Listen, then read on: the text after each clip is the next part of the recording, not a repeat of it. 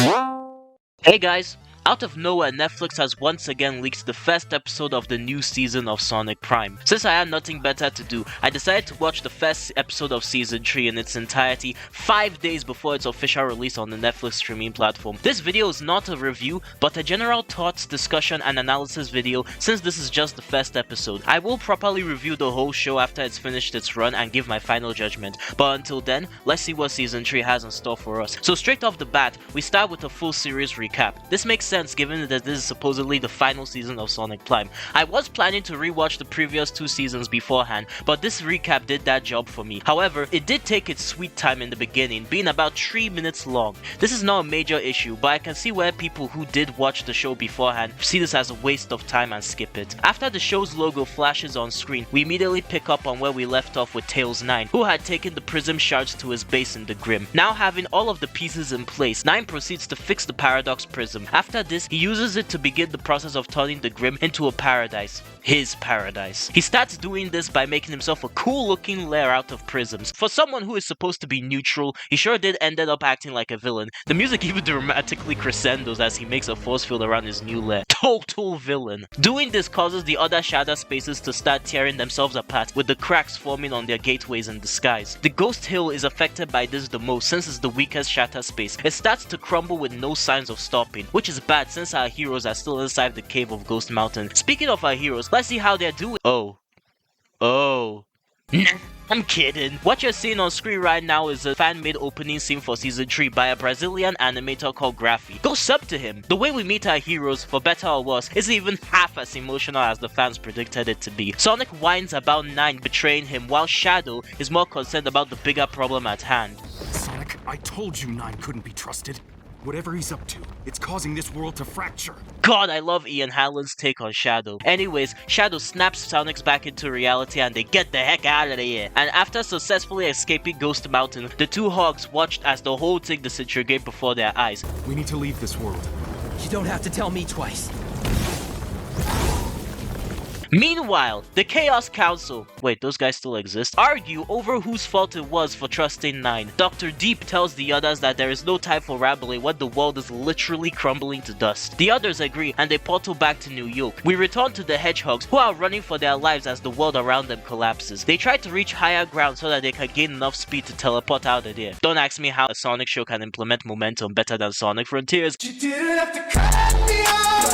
Anyways, the ground below them shatters, pun not intended, and the heroes are back at square one. Sonic then sees the fragmented ghost of his friends, the prime version of his friends, and begins to get emotional. Shadow once again tries to set Sonic straight, but this time Sonic suggests trying to save what little he has left of his original friends. Shadow legit jump scares the camera to tell Sonic that there is no saving them. He reminds him that he still has real friends he can save if they make it out of there alive. Sonic takes one last look at the fragmented ghosts before deciding to go with Shadow. Tails, I'll see you again, little buddy. Let's get out of here. This I like, as I saw this as a huge step up for Sonic's character, being able to let go of the past and focus on what's important. They dash forward as the world begins to decay faster and faster. Sonic begins to question whether they'll be able to gain enough momentum. Again, how can a Sonic show implement momentum better than the game? To boost out of there. Shadow notices that there's a crack in the sky and suggests that they play a little game of Sonic Jump Fever. They hop vertically across the shards like it's a freaking mobile game, and using the spin dash, they zip out of there like it's no man's business. The Hedgehogs watch as the gateway to Ghost Hill blows into smithereens. It's gone. If this can happen to the Ghost Hill, it can happen to the other shatter spaces. 9 betrayed you and left us to die. And he will pay for it. There it is, folks. Shadow said the thing. I bet all the 9 haters are jumping in their seats right now. On the other side of the spectrum, 9 is busy trying to make new life out of the prism energy from the Paradox Prism. After successfully making the robot Grim Sonic, he realizes that he used up too much power from the prism at once and is causing the Grim to decay. This doesn't make sense to him, as collecting all the prism shards and aligning them perfectly should be enough to power the Paradox Prism, unless... Sonic. Meanwhile, Sonic is contemplating everything that just happened. If knowing you has taught me anything, there's always another way. Wait, was that a compliment? They realize that 9 is hiding in the Grim and they head over there. Watch out! Whew. Thanks, buddy. Don't get used to it. I wouldn't dream of it. Dang, Sonic Prime really likes catering to Sonado fans, huh? They reach the gateway and Shadow remarks that he can't get past it. Sonic says, There's always another way. and they pass through the clack on the side instead, which is a very smart way of allowing Shadow into other Shadow spaces without breaking any rules established in the previous seasons. After a smooth landing, Sonic asks Nine why he's doing this, saying that he thought they had a plan. Nine says that that was never his plan. Shadow then states, So it was always about power. No, that's not Exactly. Nine goes on to explain his plan of making his paradise and reinforces his force field. Shadow instantly wants to beat up Nine, but Sonic suggests trying to talk some sense into him, and if that doesn't work, Then he's mine. No. He's ours. after failing to do so, Nine sends Grim Sonic to deal with them. Again? I already beat one of these things. In New York, remember? I saved you from the one in New York. This time, you're on your own. He's not on his own. We're all on our own.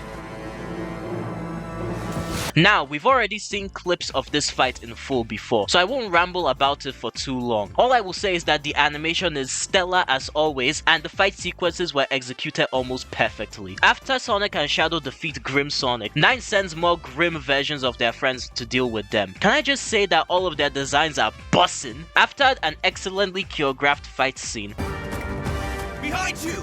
Shadow tells Sonic to head for the Paradox Prism. As Sonic tries to make his way there, Nine uses some prism shards to knock out Sonic, which sends him back to the ground. Shadow then rushes to Sonic's side as Sonic struggles to get back up. Surrounded, the Hedgehogs watch as Nine descends from the top of his lair. Nine asks them if they think what he's done is impressive, to which Sonic asks back if he truly wanted to live the rest of his life with a bunch of lifeless robots. Nine claims that he knows that he can at least fully trust the robots. Then Sonic says, Look around you! The Grim is starting to decay!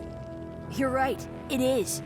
But once I finish the Paradox Prism, I'll have all the power I need to fix everything. when Sonic questions Nine about whether he rebuilt the Paradox Prism or not, Nine says he did rebuild it, but something's missing. While Sonic was busy racking his brain about what Nine meant, it only took one devious glare from Nine for Shadow to understand what Nine was getting at. Nine quickly heads back to his lair after Shadow figured it out, and the Grim bots prepare to attack. Shadow tells Sonic to get out of there. Much to his confusion, Sonic asks why, to which Shadow replies, It's you. He's after your energy. While Nine is drawing more power out of the prism, Shadow notices and sees Sonic failing woefully at battle. Shadow decides to take matters into his own hand and uses the move Cyclone to get Sonic out of there by force. Nine notices this, gets ticked off, and shoots a beam at prison energy, creating a massive chasm in the ground. Shadow takes Sonic's leg, shouts, This is for your own good! and yeets Sonic out of there. Understandably angry, Nine calls Grim Birdie to give it a new mission. Nine uses some prism energy to duplicate Green Birdie into tree and send them after Sonic. Meanwhile, Shadow is trying his best to hold his own against the other Grim bots. After some successful punches and kicks, Shadow lets his guard down and Grim Sonic knocks him into the chasm. Oh, the episode just ends like that? This show really loves its cliffhangers, man. But yeah, those were my thoughts on Sonic Prime Season 2 Episode 1, Grim Tidings. Overall, it's a pretty solid start to the upcoming season, and I can't wait for this full thing to drop on January 11th only on Netflix. Not sponsored. Also, this is my first fully scripted video on the channel. I usually just type text on the screen, or I just rambled on and get multiple ad-libs, bruh. But this time, I wrote about 3 pages worth of script. So let me know how I did. As always, make sure to like, comment, and subscribe. Ring that notification bell and check out my socials if you haven't already. I've got a gameplay video that I've been boycotting for way too long to edit, so I'll see you guys later. Peace! Gotta go, get your rest up. No days off, better catch up. Brand new shoes look retro. Green Hills on, had to level up. When I take off, it's an air show. Running through the city, no petrol. I make it look easy, free throw. You know I gotta get it, so let's go.